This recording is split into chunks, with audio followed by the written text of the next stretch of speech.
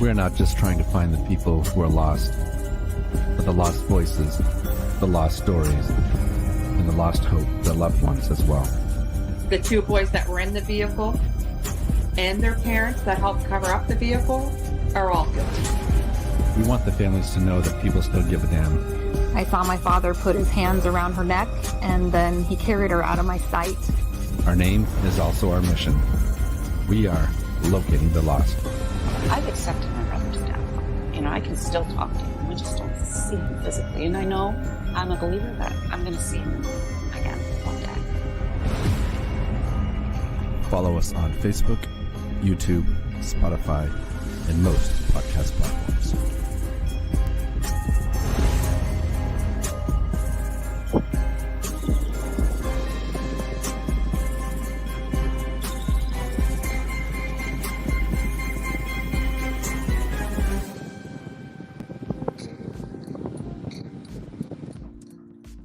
And we're live. Thanks to everyone for joining us during the live stream and everyone else watching back as a pre-recording.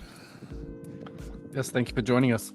All right, so tonight we're joined by Lexi. She's the sister of Kayla Seago, who was found deceased January 11th, 2015 in Rockford, Illinois. I don't know why I had an S at the end of that. Illinois.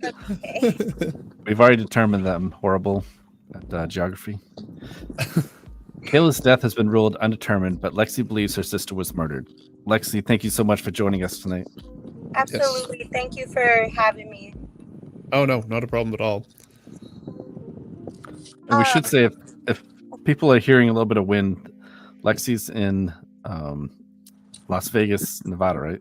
Yes. And it's about 80 degrees, so she's in air conditioning because it is warm there. Yeah, she's sitting in the car. We don't want her baking there, so we get a little bit of wind noise. That's all that is. No, it's absolutely fine. All right, Lexi, if you wouldn't mind just talking about your sister and let us know, her childhood, growing up with her, what she's like, and the person that she was. Absolutely. So me and Kayla were extremely close, always and forever. Growing up, I wanted to be just like her. I mean, I copied everything. She didn't eat the green Fruit Loops. I didn't eat the green Fruit Loops. Like, everything she did, I copied. Everyone knew it. I was her mini-me. We were really best friends for up until forever. I still consider her my best friend. She's still the one I want to call when anything happens. What's the age difference between you guys? She was 8 years older than me. Oh, okay. So she was a big sister to you then. Yeah, for sure. Yeah. And even regardless of the age difference, though, we were so close. She would tell me like secrets at such a young age, and you really wouldn't even know we were that far apart. Yeah. So she trusted you and confided in you. Absolutely. That's awesome. That must have made you feel really, really close to her, right? It did, and she was kind of the glue in the family. If you ask any of the siblings, we all say I was her favorite. No, I was her favorite. She was my best friend, but she was really the glue. Everyone in our family just loved her. She was so unique, and she had a dark humor. So that was just Kayla. That was just her. She loved scary movies, read. But she was the best. That's the best way I could put it. And then she did meet her boyfriend, Billy, when I believe she was 16 at the time when she met him. Things did go left very quickly. If I'm being quite honest with you, it was immediately that there were red flags. But she just moved on and continued her life, and they ended up building a family together. And we did notice that after the kids came about, the abuse got a lot worse. How many children does Kayla have? She has 3 children. Yeah. But I'm sorry, I lost my train of thought. No, you're okay. The abuse got bad, and everybody did kind of notice things. Her stories wouldn't really add up to her injuries. Like, she had marks on her neck one time, and she tried to tell us it was from a skateboard. And then after she had the kids, though, we noticed that she started becoming vocal about the abuse. She started speaking up about it, and she started making attempts to leave. She moved several times. I mean, I'm talking like breaking leases and moving several times, especially leading up to the years leading up to her death. But I do believe that she was gonna leave, because the last conversation I had with her, you know, she was talking about going to school for something totally different. She was talking about making changes, meeting new What people. What was she going to go to school for? She was considering becoming a dental hygienist last time I talked to her. Oh, okay. Which was like totally different, because she was more in like customer service. She worked at tons of call centers. Yeah. She wanted an actual career. Yeah. Yeah, she was trying to better things for feeling herself. better about herself, for sure. And she was realizing that, you know, she deserved more and the kids deserved more. I don't really know how to bring it up without just throwing it out there. But DCFS did get involved due to the abuse, and the kids were taken away due to the abuse. How long had they been together? They were together for 8 years. And then 2 years before her death, the kids were removed from the house? Yes, it was about 2, I could be wrong, it could be 3 years, but it was about 2 or 3 years before her death. DCFS got involved. She called the police, and DCFS did get involved and remove the kids because they were scared for their safety. Had she had charges against him? I'm sorry. She did. She actually had an active restraining order on him at the time of her death. Oh, wow. Yeah. But they were both breaking it that night. As we know, victims of abuse do tend to go back 7 times, is what they say. But yeah. So the whole, like, I can fix them sort of mentality, right? Like, I can make them better, and it's tragic. It is. And it was really hard seeing the change in her. It was hard seeing, like, when he was around, the darkness over her, because that just wasn't like her. Like, she was so bubbly, she was so funny, but when he came around, you could tell she was uncomfortable and she didn't feel safe to be herself. But she was working tirelessly to get the kids back. She was not okay with the kids being gone. She did like everything, every class they told her. She did all the visits, you know, and everybody in the family knew she was going to get them back. And that's why I think she was making the decision to try and, you know, move on with her career and try and find another house. She was considering looking at other places that were near Rockford, but not necessarily in Rockford. Mm-hmm. Yeah. No, absolutely. Yeah. It sounds like, like she was looking to, like, start her actual life and be done with. And plan for a future. Right. Exactly. Where were the kids at? Sorry. What was that? Who had custody of the kids? Was it someone that the state just awarded it to, or was it a family member? So, this part sucks. The kids were separated. So one family member does have one of the children, and then the other ones are separated and adopted elsewhere. Separately. Oh, man. Or are they together? What was that? Are the other two together? They're separated as well. So none of them are together at all, huh? Yeah. So So they lost each other. They lost their mom, and I mean, even lost their dad too. So that is so terrible. I'm very sorry to hear that. Yeah, they're the main reason. They're the main drive for me to get this. You know, my nephew is who I still have contact with, and he asks me all the time about his mom. And, you know, it's hard when I don't have a definite answer. I only have these reports. Yeah. How old is he? He will be 15 this year. So oh wow! So he's asking a lot of questions. Yeah, for sure. And she was 6 when he passed away. So. Wow. Can imagine growing up like that. Like Jeff said, it's bad enough to lose a parent and then to lose the other parent and then to not have any access to your siblings. Do the kids talk at all? Do you know? I'm not really allowed to say, but. Oh, okay. No. So what? No. The events leading up to her death. What was that day like?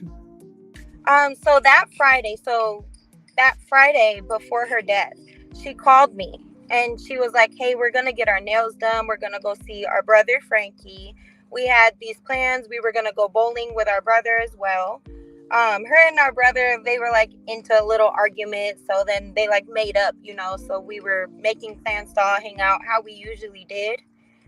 And I was like, okay, sounds great. And then that Sunday came around and I was waiting for her. Kayla was an early bird. She used to wake up at she would be knocking on my door ready to go at 7:30 a.m. I was not like that. I would sleep in until 1 p.m. So when it hit, I woke up, it was like 11 a.m. or 10 a.m. And I woke up and I was like confused, like, where's Kayla? So I started calling her and it went immediately to voice message. So I went downstairs, and this is going to sound so sad, but this is exactly what happened.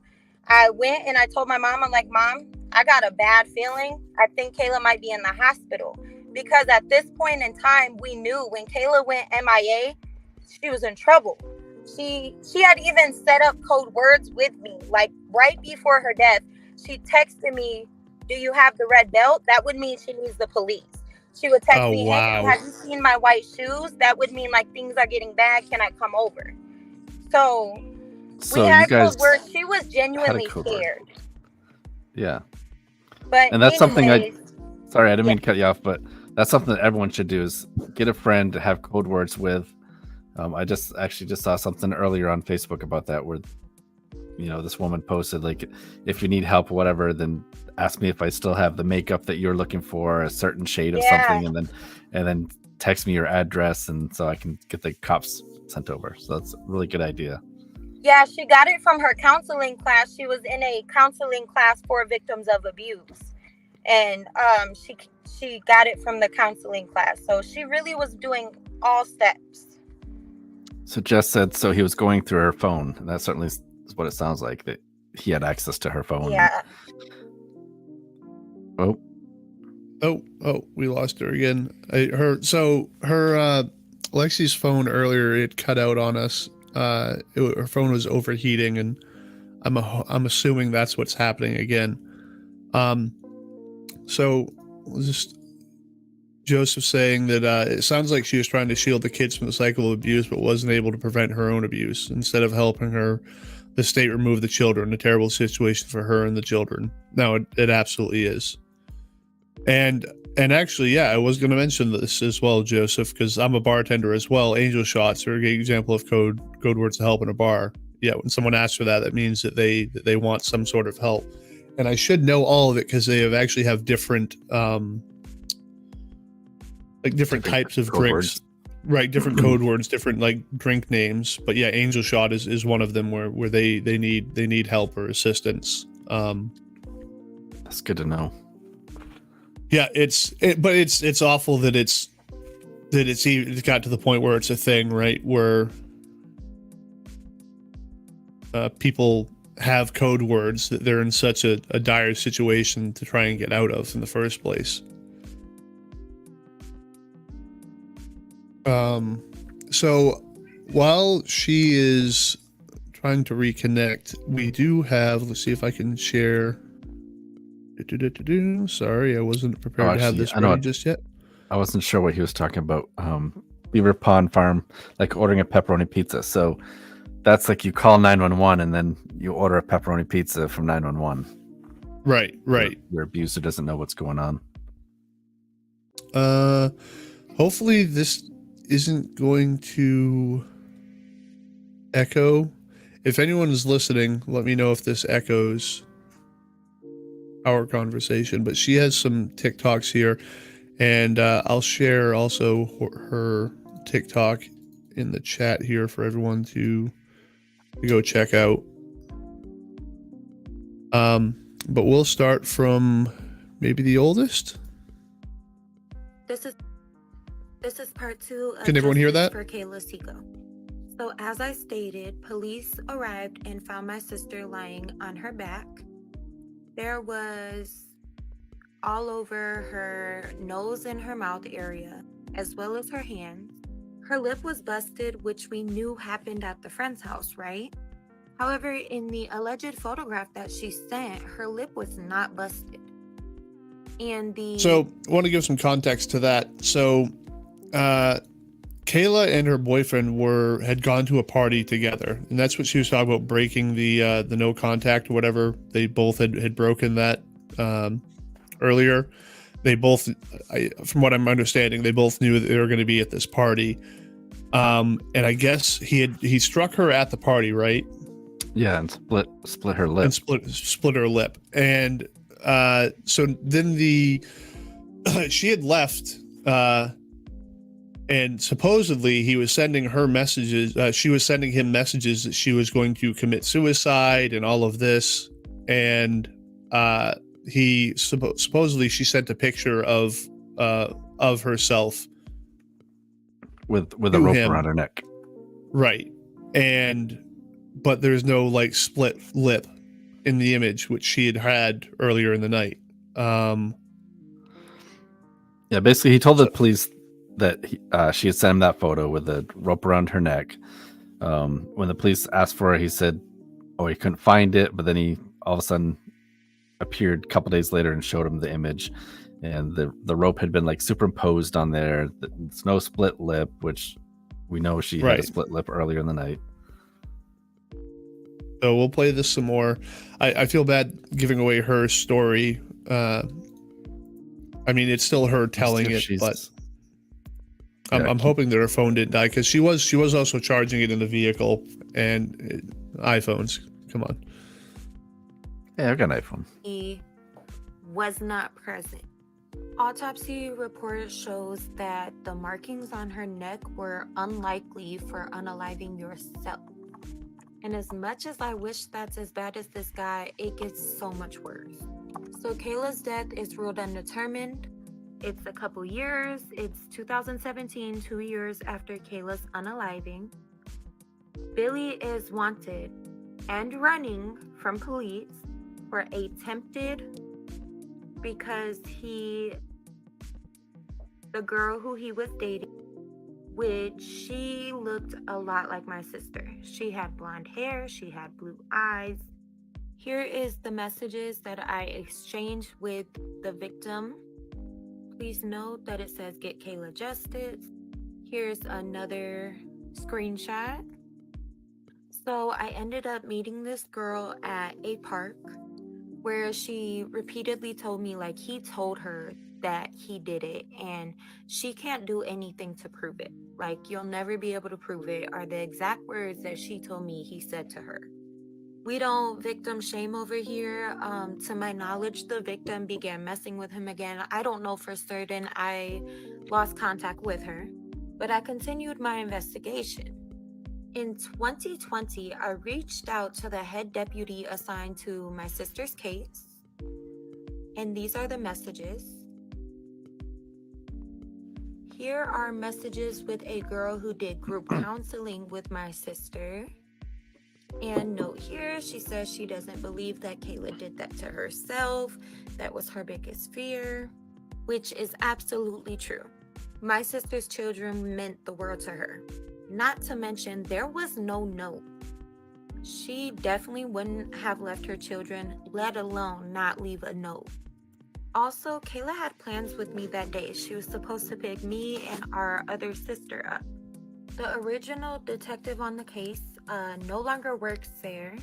I was not notified nor assigned a new detective. March 2022, I traveled back to Illinois, where me and my sister met up with the sergeant. He tells us that he's gonna get somebody on the case. Fast forward to October, nobody was assigned, and now Sergeant tells me he's not Sergeant.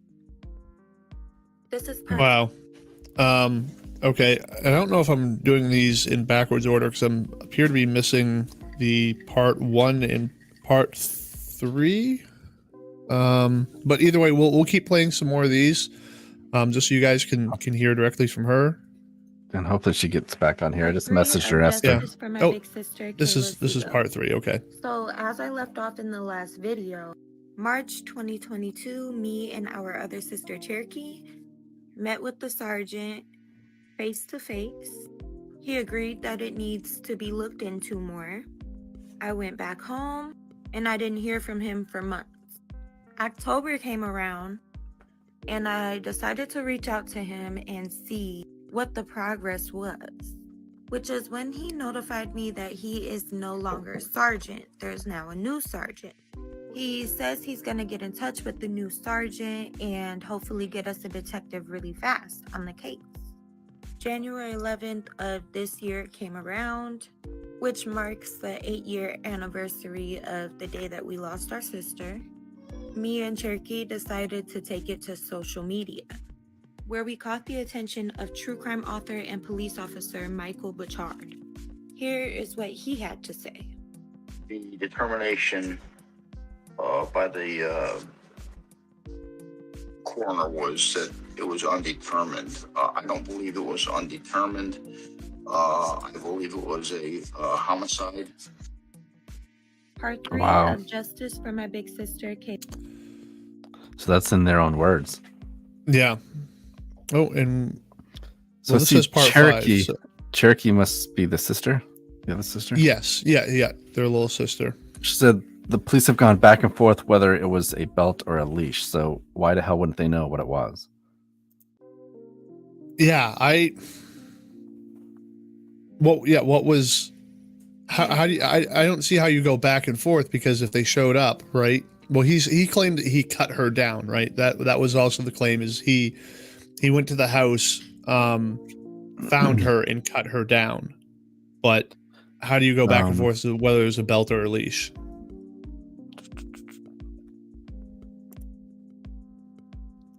So- Do you want to try and maybe call her again? Do I mute and maybe try and give her another call? Yeah. I could also share the link to have Cherokee join us if she would be willing to. Oh, is Cherokee in here? Yeah, she's talking. Oh, You wanna do is that? yeah, is that, I'm assuming, Cherokee, you're the actual sister? Can't imagine there's too many. Yeah. So this post here is for Cherokee. If she's willing Oh, to join us. don't just put that. Oh, Travis. Oh, I did. Don't do that. We can we can delete that. Please Well, no, don't anybody 'cause- else. We don't have to let him on the screen. Oh, this is true. I guess if He can people just sit in the hop green in. room. Yeah, this is true. So- Please, no one else join though. But Cherokee, if you would like to join, you can copy and paste that link into whatever browser or whatever you're using, and you could join us. I'm not sure what's happened with your sister. I'm hoping that her iPhone didn't explode on her. But Hey, either way, in the Bashing meantime, iPhones. all right. I'm gonna play this part 5. This is part 5 of Justice for my big sister, Kayla Seago. I want to address some of my concerns regarding the investigation. And just know that going forward, I'm going to be Oh, replacing sorry. the word It's okay. with the word. Oh, pause this real quick. Hi, Cherokee. Thank you for Hi, joining sorry, us. I wasn't So this- expecting. This is a No, first for no. us. Yeah, thank you very much for joining us. I'm not sure what happened with your sister. I'm assuming you're pretty well kept up on some of this, so I'll hide this for now. If you want to, where's my thing? Pull that down. If you Well- want to maybe share some stuff from that night, from you guys' perspective, or at least the quote unquote official story as to what kind of happened, Right. and then we can get into what we assume happened. Okay. So from where Lexus got cut off, I believe you guys asked if he was going through her phone. Mhm. Yes. So she had, when they found her, she had like a whole drawer full of a bunch of phones. Just because of that reason, he would take the phone from her and then she would go and buy a new phone. Oh my word! What Yeah. a traumatizing situation for her to have to be in, where she needs multiple phones to Yeah. get in Right. contact with someone if something were to happen. Right. Anyways, Sorry. no, yeah. What were you asking?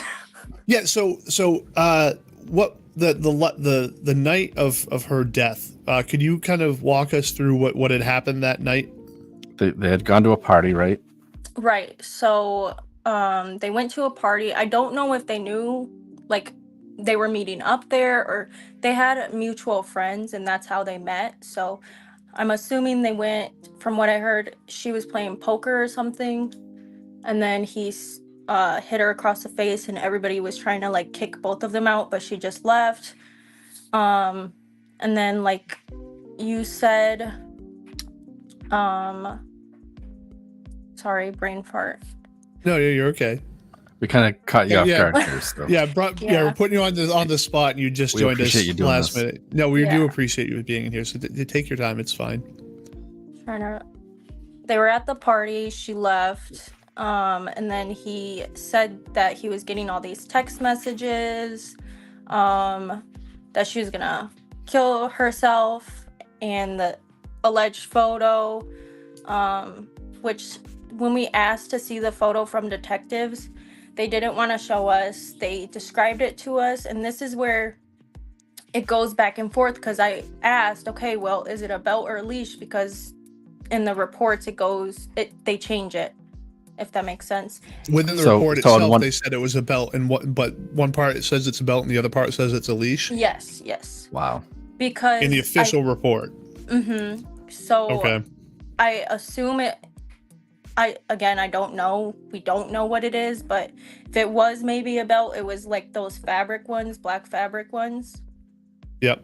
Because I don't know if they ever even got the belt, but the detective we were finally speaking to, he was just explaining the picture to us.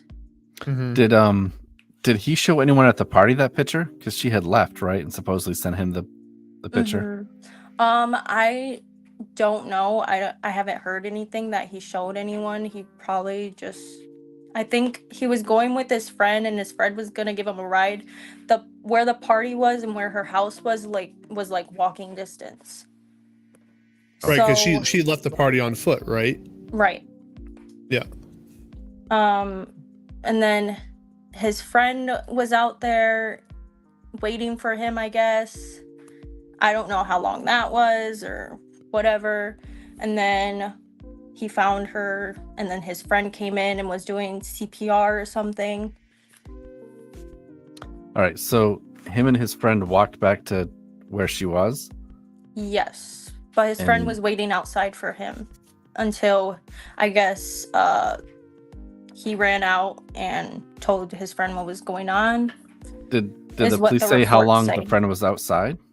Like, Trying to so it would have remember. taken just a minute or two for him to find her, I would think. Right. Where was she located? She was located in the basement. And what's also odd about it is there was pill bottles, a knife, all scattered around. All her doors were unlocked. One of the doors was open.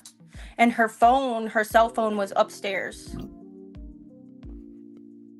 So she went downstairs. This is me again assuming if what they're saying is true. She went downstairs, took a picture, went back upstairs, put her phone upstairs, and then went back downstairs to, you know what I mean? Yeah. Yes, excellent point.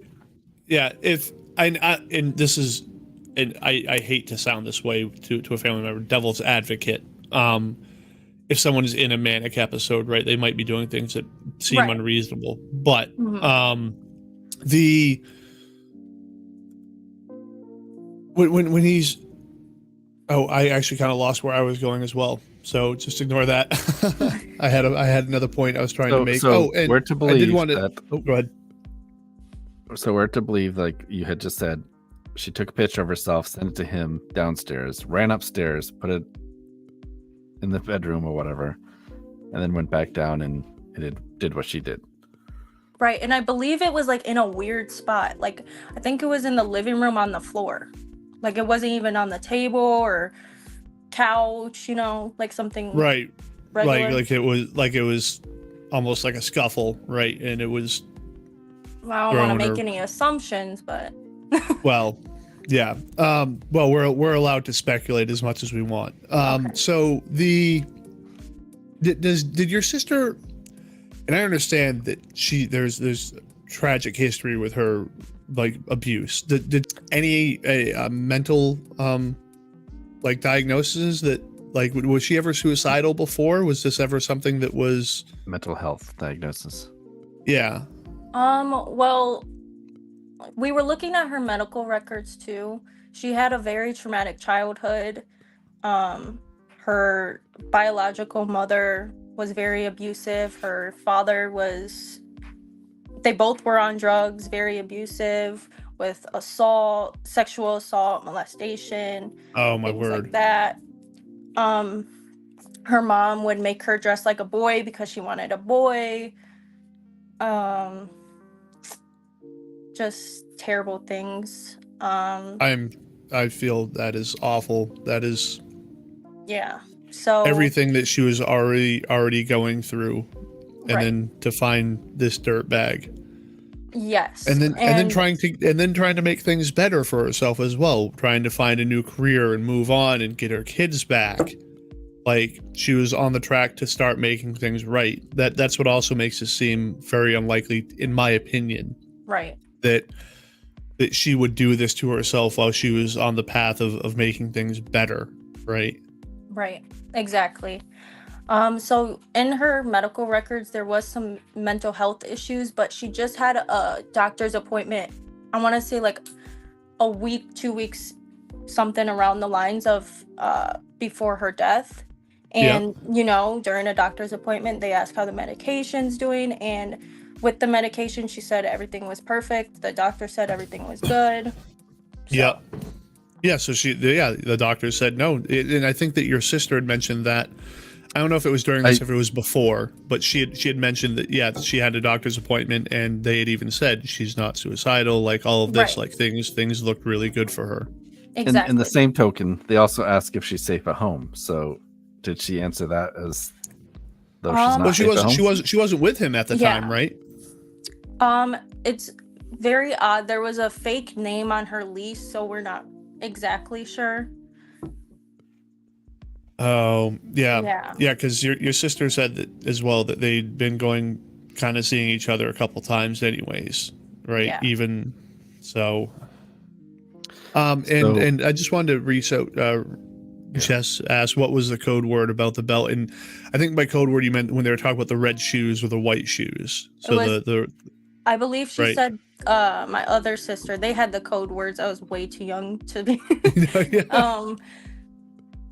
The white shoes means that she's it's getting bad. Can she come over? And then the red, if you still have the red belt, that means it was red to belt. call the cops. Yeah. Okay, my mistake. Then it was So yeah, red belt, white shoes. Red belt was I need the cops immediately. And I haven't screened through this yet, but Joe says the fabric and the pattern should have been identified. Some of the things that plastic fishing line can be hard to match, but belts and straps of ropes of all uniqueness, I feel like the police weren't being thorough. Absolutely. And yeah, probably not. And that's one of the things that's tough about this is if the police officers from the onset aren't taking it seriously or just make assumptions about what actually happened, then they have a predetermined vision as to what caused this, what the actual outcome was. So they're not going to look through, it was just a suicide, and they're not going to dig into it any further and not take that evidence into account. Did have you or Lexi talked to the guy that was there the night with the boyfriend? I believe Lexi tried to reach out to him, and I don't think it went anywhere, but I'm not 100% sure. It'd be interesting to. Have you been able to get a hold of her, or is she still? She hasn't responded. I tried to call. I messaged her. Okay. Did it go right to voicemail? It just rings. Oh. That's kind of odd. Thank you He's very much asking for a again. lifeline. Yes, thank you very much for joining us, though. It's greatly appreciated. And Yeah. that's what's important to us is we want to hear the family side of these stories.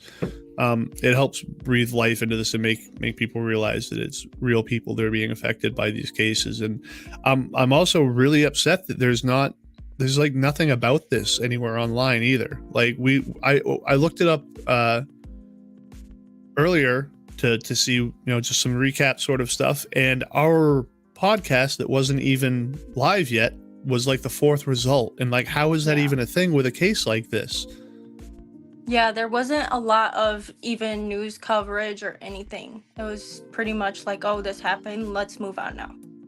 Right. And that's why me so- and Lexi reached out to social media, because it is such a big platform, so that way we can have It is. experiences like this. It can be a very powerful tool to get these stories out there. And I'm not entirely sure about how what the metrics of TikTok are, right? But like, I can see that your sister has a couple thousand views on some of the stuff, so people are seeing it. Right. And again, to anyone that's watching, sharing this story helps it get out there and helps put pressure onto the police departments to get a fire under their ass and hopefully try and do something. So Initially they decided it was a suicide, right? But then something made them Right. change their mind. What were the things that caused them to change their mind? I think it did go to like some sort of trial, but not really. I don't know exactly, but there was some sort of trial. They had to go to court for it, and that's when it was determined undetermined, because nobody could agree.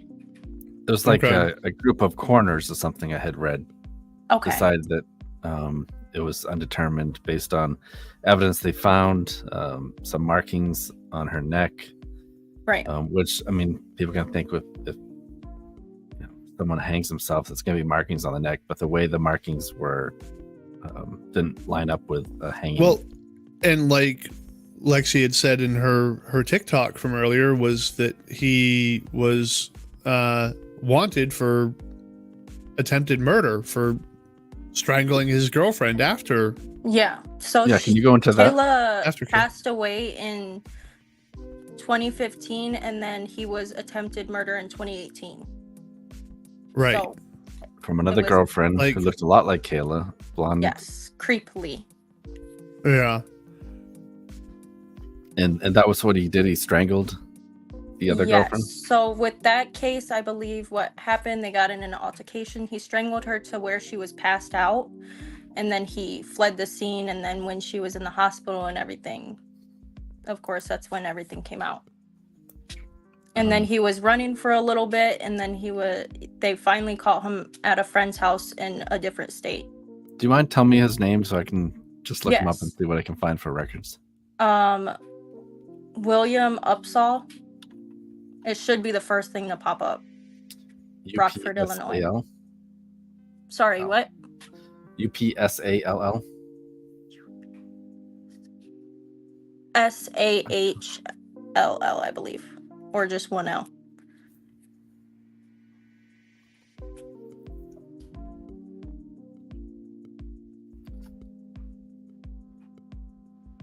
I think I mistyped it because I'm getting hockey players. Oh, Or yeah, you okay, could do Billy No, Upsall. I found it too. here. Let's see. Okay. I'll share my screen.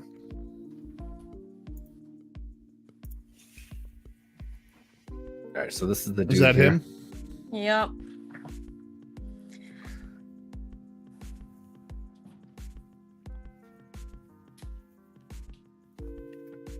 So this is from August 4th, 2017. The man Rockford police say was wanted for attempted murder back in July has been found in Wisconsin.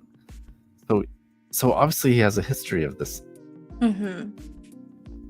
And like Lexi said before, she's had like the incident where she had marks on her neck, and she said it was from a skateboard. Like, Right. seems like that's like Yeah. his go-to. He looks like such a soft little bitch too. He really does. Mm-hmm. He's probably someone's bitch in jail now, right? Oh, we would wish, but no, he's out. He's free. He's free. Okay. He's doing great from what I've heard. Did any charges come about because of that? Was he actually Um, prosecuted? I believe so. When we were talking to the detective, they said like he served his time, blah blah blah. How much time? Attempted murder should be like 15 years, Um, in my opinion. Like, you can't just attempt to right. murder I don't someone think and it then, was like, that long. Not long enough. how? So, Yeah. not to mention being the person who finds his girlfriend at the time or ex-girlfriend at the time dead as well. Like, wow, this guy's got 9 lives. Yeah. We'll probably hear from him or his family. Usually people like to do that. Oh yeah, I'm for sure. Sadly, he's popular in the area. And yeah. How so? Jesus. You mean like everyone likes he's a him, or little- Yes. Everyone likes him. He's a rapper. And I like the he roll of the actually- eyes during that too. Rapper. and Shit. he recently, his whole family has like a pizza thing, so he recently opened his own restaurant with that. Oh, good for him. Wow. Mhm. All right, so William Uptall. So what's his rapper name? Billy the Kid, which is also crazy thinking of that serial killer. He goes by Oh. BTK. Oh, my That's right. word. Okay, I did read that too. Okay, Hmm.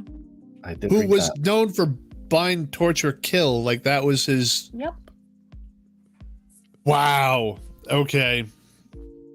Comment here from Joe. Speaking on mental health, depression, for example, can be clinical, meaning the doctor has confirmed it, but there are different causes for depression. Some are chemical, but there is also situational depression. And from the sound of her life story, it would be completely understandable if she had depression, anxiety, or PTSD. No, absolutely. PTSD, like 100%. Yeah, all of that. All of that. I wouldn't say one of those. It's probably all of them. Well, and everyone, she sounds like she's been really bubbly, and so people wouldn't say that, so someone who's really bubbly has depression or anxiety, and that can also be situational, right? Especially if she's in the proximity of bind, torture, kill man. Like, she probably is extremely anxious or depressed when she's around him. Right. What is? I feel so bad. So this is him here, but I'm trying to figure out whose funeral he's at. It's not Kayla's, but I don't know. I've And never. when was like, this? been This was from able 5 to- years ago. I've never been able to like listen to his music or like watch. D-Mark any of got that this. heat. Oh, I don't know what's Like- going on with my Yeah, Wi-Fi. your is whole crappy. computer is not enjoying that right now. It's a sign. It could be. So right now, as the case stands, it is an open investigation, right? They are actually, or so they claim, are investigating it, right? For as a homicide. So last time Lexus spoke to the person on the case, he pretty much said that they're at a dead end. So, good luck. So we need someone who knows something about this. Absolutely. And now about his personality is, I mean, he's obviously fairly arrogant to think that he can just attack women and it's okay. And Oh, and even have- brag about it. It's ridiculous. Well, and that's what I'm saying is, like, hopefully he's been dumb enough to run his mouth to somebody to say something. Yeah. Like, I don't know where it goes from here either, right? Because I would like to see what the photo looks like. I'm very curious to see what that photo looks like, because if it is like obviously a photoshopped or superimposed image, then that should be grounds enough to do something with it. But it sounds like from the onset it was kind of mishandled and not investigated properly. Right. Especially if she had just gotten a split lip from this man earlier in the night, which a bunch of people saw, They right? witnessed it, right? They witnessed it, and then he's the last one to find her, and she's dead. Like that alone should be enough to investigate it. Was this? But it was initially just a suicide. And did they ever interview him from the onset about it, or was it Well, yeah. waited? Okay.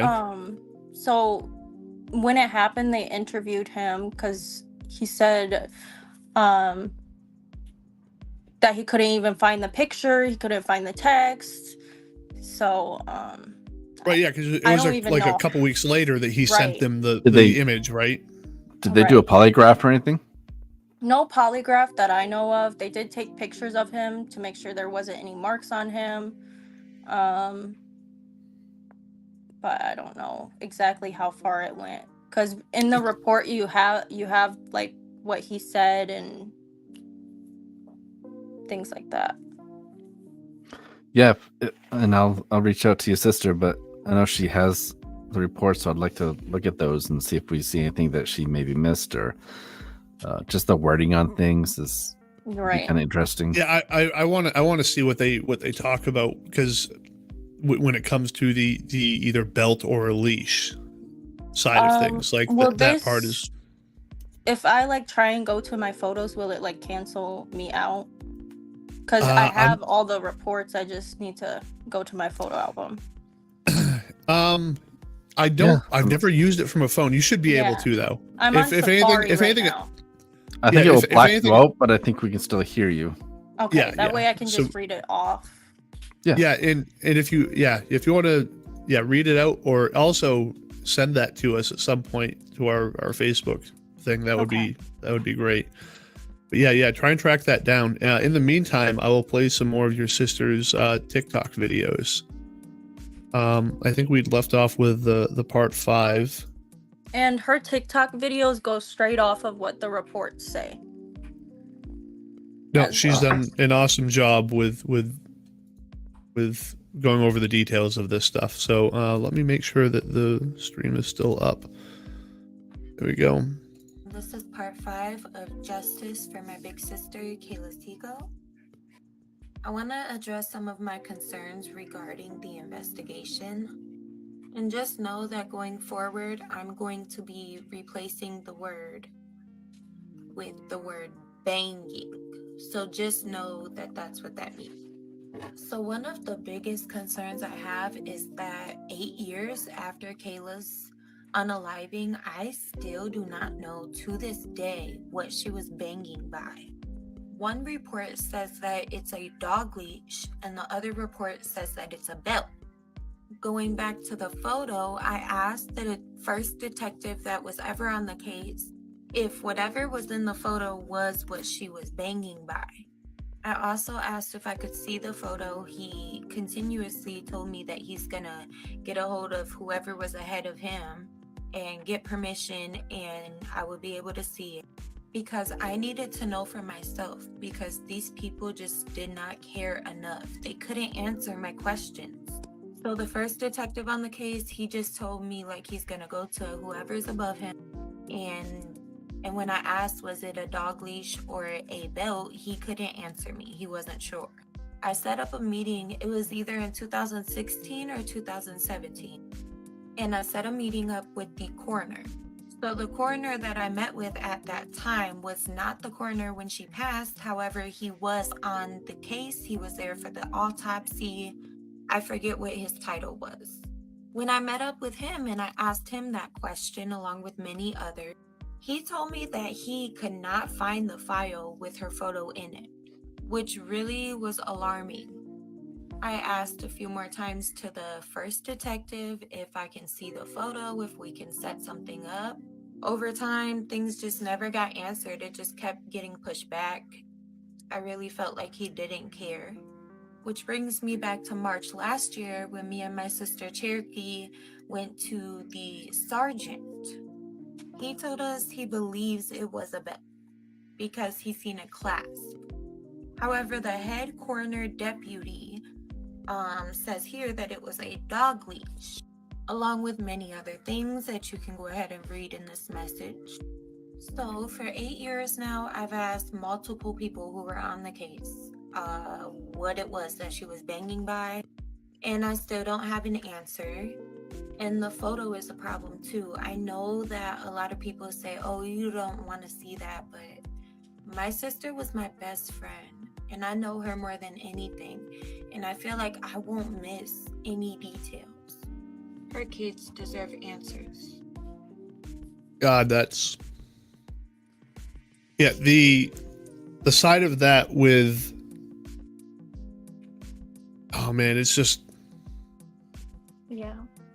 the only thing I could say when it comes to the belt or leash thing, right, is maybe it's a thin belt but you would have to assume it's fabric, and that's what I don't understand. Is I was trying to think of any belts that I've seen that could be misconstrued for a dog leash, right? But it would have to be a small one.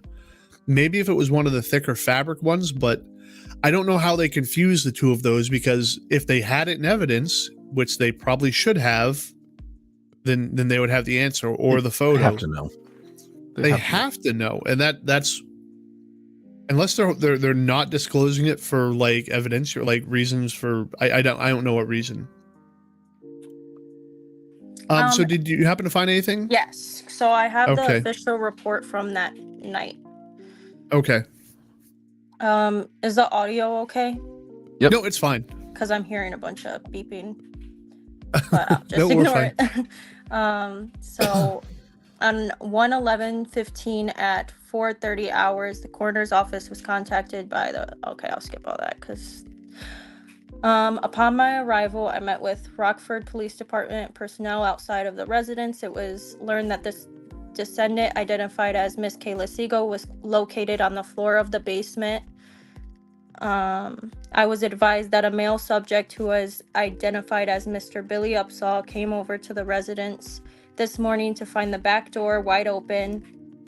Police stated that Mr. Upsall was Miss Seago's ex-boyfriend / father of her children. It was reported that Mr. Upsall entered the residence to find Miss Seago hanging from a pipe in the ceiling of the basement. The male subject stated that he proceeded to cut Miss Seago and he called 911. The time of the call was 4:15 hours on this date. Upon fire department personnel arrival, Miss Seago was found pulseless and not breathing. She was deemed beyond resuscitation at the scene. Police stated that when they spoke with Mr. Upsall, he stated that the descendant texted him this morning saying she was going to commit suicide. He also stated that Miss Seago texted him a picture of herself with a noose around her neck. After receiving these text messages, Mr. Upsall stated he came over to the residence to find Miss Seago hanging.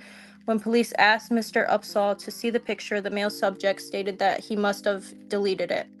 Police stated that Mr. Upsall was later able to find the picture that was sent, but not the text message that stated Miss Seago was going to kill herself. Police was advised by Mr. Upsall that this was not the first time Miss Seago had threatened to commit suicide to him. After obtaining this information, I was led to the basement where the descendant was located. Miss Seago was found lying, I don't know how to say this word, supine on the basement floor. She was dressed in jeans, socks, shirt, and sweatshirt. There was a chair near her feet. I was advised the chair was overturned when police and EMS personnel arrived. A piece of black nylon belt was found in the floor near the descendant's head. The belt appeared to be cut. Also near the descendant's head on the floor was a yellow-handled knife. A bottle prescribed to Miss Seago was found on the floor near the descendant prior to my arrival at the scene. It was placed on a table in the basement by EMS personnel. These items were photographed by this deputy. The medications, bottles, along with, there was multiple medications. They were taken into custody. Above the descendant on the ceiling was a black nylon belt, which was attached to a pipe in the ceiling. The belt appeared to be cut. Further photographs were taken. Upon examination, there was a dried and smeared blood present around Miss Kayla's nose and both hands. There was also an apparent laceration to her bottom lip. Ligature marks with abrasions were present on her neck. Further photographs were taken by this deputy. After advising police of my finding, detectives and crime scene unit personnel were called to the scene for further investigation. This reporting deputy was shown the photograph that was allegedly sent to Mr. Upsall. The picture showed Miss Seago standing with a black nylon belt tied around her neck. The picture appeared to have been taken at the scene. There was no blood present on Miss Seago's nose or face at that time. Police took the phone containing the picture into their custody. Police advised that there were conflicting stories between Mr. Upsall and other subjects he was with at the time of this incident. I was also advised that Miss Seago's phone was found upstairs in the living room, not downstairs where the alleged photo was taken. Wow. So they even say during that there wasn't, in the photo, there wasn't any marks on her face, but it was taken in the same area, or like seemed to be at the crime scene. How is that even possible? Unless it was taken earlier in the night, we could say, right? Something like she took a selfie earlier in the day. Before she went to the party and got punched in the face. Right. Right. Stacy has a good question here. I'm sorry. And you guys, they did a toxicology report, right, on her? Yes, and So I she's- also have that too. So Stacy's asking, why would he even gone in the basement? Was any of the medication found in her blood, like a higher dose than her prescription? Do you know the answer to that? So there wasn't any higher dosage. She had been drinking, but it was just her prescription medications, a normal amount, and then alcohol. And Jess had mentioned, did she even have a dog, or was there a dog in that house at the time? So she did have a dog, but prior to her death, she loved that dog so much. I miss that dog because one of the instances when I was there and he was being physical, the dog protected her. He got out and she found the person who found the dog and they just wouldn't give him back. So she never got the dog back. Oh. Yeah. I thought maybe was he such a good unalived dog. himself too. So Joseph had said that, hate to say it, but if it was a dog leash, that screams disrespect, insulting intention. Also, that's a lot of evidence, like too much. People who take their own lives don't usually take a bunch of meds and hang themselves. It's so suspicious. Yeah. Yeah, it and someone else, Donald said here, sounds like a cover up to me, and it sounds like the cops know that they fucked up, and that's why they're not looking into it any further, because it's going to show that they did a very poor job. Yeah, that's why it's so confusing. Unless there's stuff, because what you'd said is they claim that they're at like a standstill, right? Like they don't have anything else to go off from. Right. But it seems like there is a ton from the onset that they could have gone off from, and they just didn't bother looking into it. And they also said that the people they spoke to had conflicting stories, right? So I wonder what the friend Right, said. that alone is suspicious circumstances. Yeah. Like her having a cut lip all by itself is enough for me to say that there should have been a lot more investigated. Like that's from the onset, we'll rule it as suspicious or potentially a homicide, and then we'll go from there. Like you don't start at suicide and then just ignore everything else. Exactly. And because they don't know what the belt is, like says to me that they didn't take anything into evidence. They didn't take anything into consideration other than, well, it's a suicide, have a good day, and that's it. Right. It's gross. Yeah, they definitely have to do something with this case, and hopefully, I'm bummed that your sister wasn't able to spend the whole time with us. We do appreciate you coming on. Thank you very much for joining us, though. Yes, it is greatly appreciated that you came on.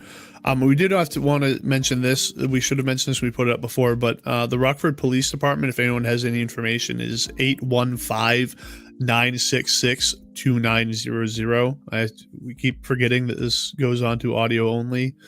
So that yes, people can hear that. He's blaming me. He's blaming me. No, that was me because you put it up earlier, and I should have remembered to mention it. No, it's fine. No, I feel awful for what you guys have had to deal with for this, and hopefully that anyone listening or watching, they start putting pressure on the police department as well, and share this out there so other people can hear this. But they need to know that something needs to be done about this. It needs to be investigated, and maybe they are. And this is, devil's advocate. Maybe they are doing. There is stuff that they're working on, and they just can't say. But when they tell you that they're at a standstill, that they have nothing else to go on with this many suspicious or weird scenarios involving it are happening. It's the whole greasy wheel gets the grease. So I think the more and more people talk about it, the more they might find it necessary to investigate further and actually charge someone with something. Right. Yeah, and we quite often will contact the police departments after and just ask if they've been doing anything, and we'll make sure to reach out to them tomorrow and see if they have any sort of opinions on this, or if they anything that they can tell us. It might not lead to anything. Usually it doesn't, but it can't hurt. So we encourage anyone else as well, whether you're in the area or not, just reach out and ask if they're looking into this and how they feel about it, and let them know that people are paying attention to it. Let them know how you feel, because it's the only way something is going to happen sometimes. You have to put a fire under them. Right. Yeah. Thank you both so much for letting me speak my piece, I guess. Oh no, absolutely. That's what we're here for. That's the whole purpose for us being here, is for the families to get their stories out about their loved ones, because not enough is being done. Right. Yeah. And we appreciate you jumping on, and we also appreciate everyone else for not jumping on with you. Yes. Steph was panicked there for a few minutes. I was kind of panicked there. But I think that's probably about the end of it. Well, if you want to stay around after we finish, we would like to just say thank you again in the end. But we'll next week we're going to be talking about Charlie Resch, who we've covered before, with his niece Madison. So if people want to tune in for that, we'd greatly appreciate that. Yeah, she's got some updates for us, so she's done a lot of work. Yeah, it could be pretty interesting. But thank you, Cherokee. Again, if you want to stick around after we play the outro, just so we can talk to you a little bit more. But to everyone else, I just want to say thank you very much for joining us tonight. Yeah, thank you, everyone. All right, you guys all have a great night. Oops, trying to get to the outro here. All right, bye, everyone. Search for 5-year-old Taylor Williams led investigators to Alabama this week. So we have some breaking news from Florida. An arrest has been made in connection. After years of agony, a glimmer of hope for the family. Investigators spent hours searching through this house off Pennsylvania Avenue. What could be a major development in the search for missing Alabama teenager. Tonight, a stunning twist in the search for Taylor. Somebody out there knows something. They want to lay him to rest their way, not by somebody else's way.